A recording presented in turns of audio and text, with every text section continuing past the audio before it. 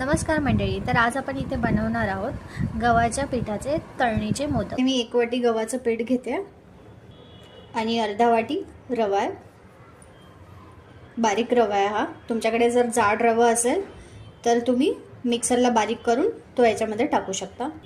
चवीनुसार मीठ आणि इथे 2.5 स्पून मी गरम तुपाचं मोहन ॲड करते. ते गरम आहे म्हणून मी याला चमच्यानेच आधी मिक्स करून घेते.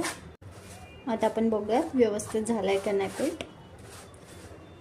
बघ आपले मुटके बनतात व्यवस्थित. तर आपलं पीठ व्यवस्थित झालं. आता आपण याच्यात थोडं थोडं करून पाणी ॲड करूया. जसं आपण पुरीला पीठ बनवतो ना, मळून घेतो पुरीसाठी पीठ, त्याच्यापेक्षा किंचितसं अजून थोडंसं घट्ट मळायचं हे पीठ. आता आपलं पीठ झालंय मळून. मी परत एकदा तुम्हाला प्रमाण सांगते. मी इथे 1 वाटी गव्हाचं पीठ घेतलंय आणि अर्धी वाटी बारीक रवा घेतला आहे. आता बघा माझं पीठ एकदम कडक मळलेलं आहे. आता याला आपण अर्धा तासासाठी झाकून ठेवूया. आता आपण इथे मोदकाचं सारण कसं करायचं ते बघणार आहोत. इथे मी कढईत ऑलरेडी तूप तापवत ठेवलंय. आता मी इथे खसखस ॲड करते, ड्रायफ्रूट्स ॲड करते.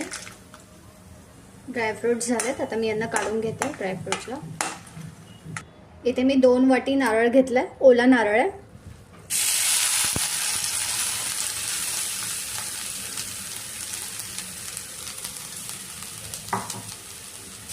याला तुपामध्ये आपण छान असं परतवून घेऊया. इथे मी जास्त तूप टाकलेलं नाहीये कारण की आपल्या नारळाला ऑलरेडी तेल असतं, तेल सुटतं ते, त्यामुळे जास्त मी टाकलेलं नाहीये तूप. 1 टेबलस्पून तूप टाकलं. इथे मी अर्धी वाटी गूळ घालते किंवा तुमच्या आवडीप्रमाणे तुम्हाला जसं गोड पाहिजे तसं तुम्ही गूळ ॲड करू शकता. मिक्स करून घेऊया. मी इथे तळून घेतलेले आपले ड्रायफ्रुट्स ॲड करते.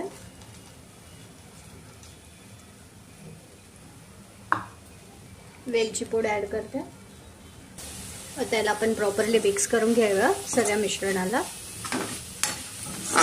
आपलं सारण झालेलंच आहे. नेहमी लक्षात ठेवा वेलची पूड आहे ना लास्टलाच टाकायची एकदम, जेणेकरून तिचा फ्लेवर आहे ना मस्त येतो सारणाला मोदकाच्या. आता आपण गॅस बंद करूया. इथे आपण आपलं पीठ बघूयात. आता चांगलं फुललंय. परत एकदा मळून घेऊया. आता इथे मी एक उंडा करून घेतला मोठा. आपण चपातीला कसा उंडा करून घेतो तसा मी उंडा करून घेतलेला आहे आणि याला चपातीसारखंच पूर्ण लाटणार आहे आणि मग वाटीच्या सहाय्याने त्याला असे वाटीचे आकार देणार आहे. एक करून दाखवते. याला मी पीठ वगैरे काही लावलेलं नाहीये, जसं आपण चपातीला लावतो तसं नॉर्मल मी लाटून घेते. आता आपण छोटी वाटी घेऊया आणि त्याला असं असं गोल करत जाऊया.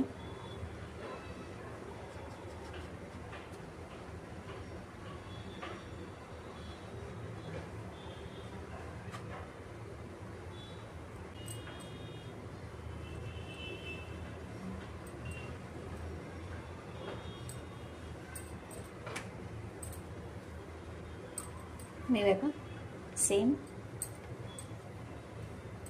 अशाच प्रकारे मी अजून आपल्या पारी बनवून घेणार आहेत. अशा प्रकारे मी सगळे पारी बनवून घेतलेत. आता आपण याचे मोदक वळूया. सारण ॲड करते.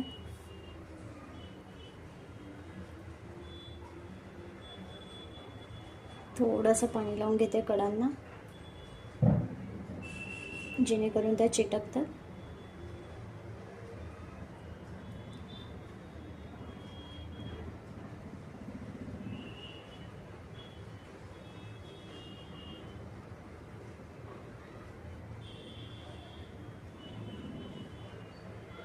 खूप जवळ अशा पाकळ्या बनवून घ्यायच्या. आता हळूहळू त्यांना जवळ आणायच्या सगळ्यांना एकदम अलगद हाताने.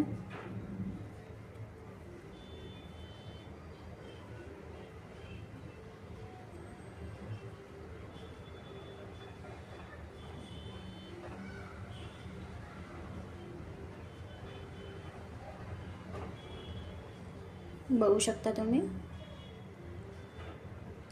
पाकळ्या पूर्ण व्यवस्थित आलेल्या. आता असेच आपण दुसरे मोदक बनवून घेणार आहे. अशा प्रकारे इथे आपले सर्व मोदक तयार आहेत. आता आपण यांना तळून घेऊया. इथे तेल तापलं. आता आपण एक एक मोदक सोडूया. तेल जास्त तापून द्यायचं नाहीये स्टार्टिंगलाच मोदक सोडताना.